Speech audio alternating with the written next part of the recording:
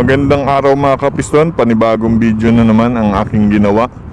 Ngayong araw na to mga kapiston, pag-usapan natin ang tungkol sa hard starting.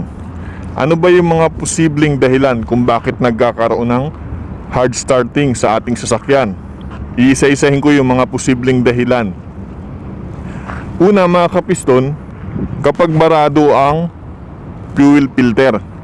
Isa yan sa dahilan kung bakit nagkakaroon ng hard starting. Kaya kapag nagpapa-service kayo mga kapiston, meron niyang required na kilometer kung kailan pwedeng palitan. Kasi kapag hindi niyo yan pinalitan, magkakaroon ng hard starting kasi marumi na yung fuel filter mo.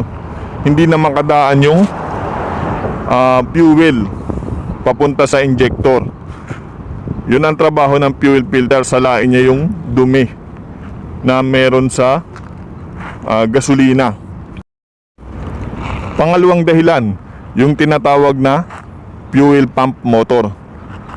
Kapag ang fuel pump motor mga kapiston, mataas ang resistance, mabagal ang bomba niyan ng gasolina papuntang injector. Ngayon ang mangyayari, hihina yung pressure ng fuel system mo, kaya magkakaroon ng hard starting na tinatawag. So ano ba ang trabaho ng fuel pump motor? Siya yung nagbobomba ng gasolina papuntang injector para makapag-spray ng gasolina ang injector at mag-start ang sasakyan. Ngayon kung high resistance ang fuel pump motor, babagal yung bomba ng motor. Ang mangyayari, hindi niya mabibigay yung tamang pressure na hinihingi ng fuel system. Kaya ang mangyayari niyan, magkakaroon ng hard starting. Kapag high resistance ang fuel pump motor, pwede yan ma-detect sa scanner. Kapag gumamit tayo ng scanner, lalabas sa scanner yung fuel pump low pressure. So isa sa dahilan yon, yung fuel pump motor high resistance na, kaya nagkakaroon ng fuel pump low pressure. So yun ang pangalawang dahilan mga kapiston. Pangatlong dahilan mga kapiston, yung tinatawag na starter motor. Ganon din ang starter motor mga kapiston. Kapag nagkaroon ng high resistance ang starter motor, babagal ng ikot yan. Babagal ang ikot ng starter motor, kaya matagal niyang mapa-start ang makina. Tandaan mo mga kapiston, ang high resistance ay nakakaapekto yan sa pag-ikot ng motor. Lahat ng motor mga kapiston, kapag nagkaroon ng high resistance, apektado ang motor, apektado ang ikot ng motor. Ngayon, ang starter motor, kapag nagkaroon din yan ng high resistance, babagal din ang ikot ng starter motor. Kaya mahihirapan siyang paikutin ang crankshaft. Dahil nga, mahina yung starter motor mo, high resistance. Ngayon, pwede mo yang ipa-check, pwede mo yang ipa-overhaul.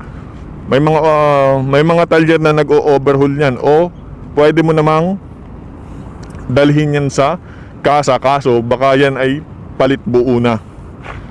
Pero gumagana pa naman ang starter motor mga kapiston. Yun nga lang, high resistance, kaya nagkakaroon ng mabagal na pag-ikot. Nahihirapan siyang paikutin ang crankshaft, kaya nagkakaroon doon ng hard starting.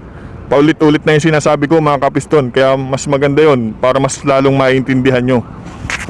Yun ang pangatlong dahilan.